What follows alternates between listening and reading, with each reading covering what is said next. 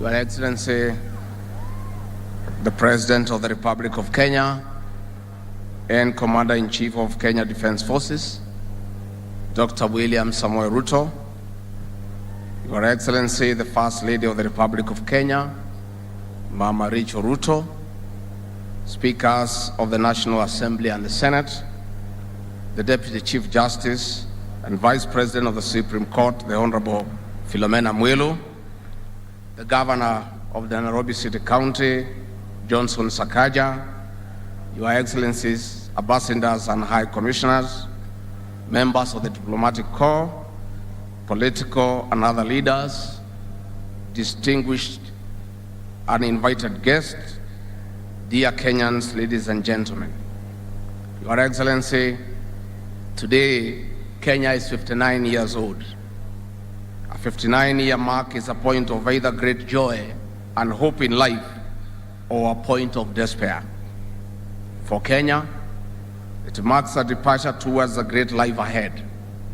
Since 1964, when Kenya became a republic, we have come a long way.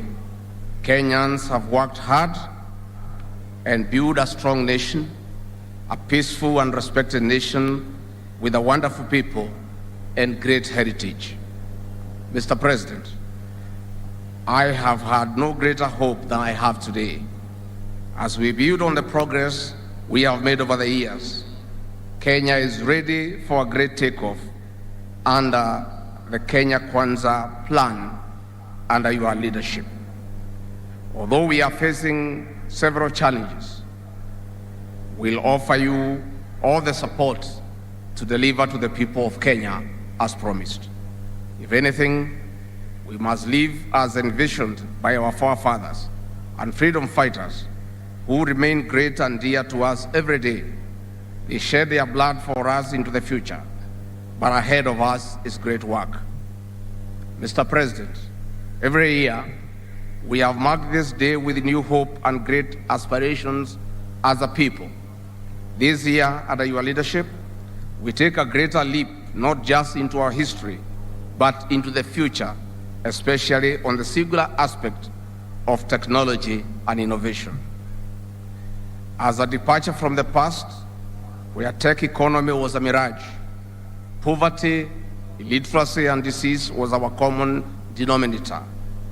These three enemies made majority of Kenyans slip into a life of great indignity. Your Excellency, today, Kenya has made a considerable progress in the tech race. We celebrate our young people who have continued to make us proud in this space. We encourage them to move with greater speed and dominate, not only regionally, but also globally, just as we have done in athletics. This is a great tool towards human liberation. Mr. President, this cause is indomitable. This is a path to an equal Kenya, where every child goes to school, every Kenyan has food on the table, where every Kenyan has access to quality and universal health care, where every Kenyan has clean and safe drinking water. We are leaving no one behind in this race.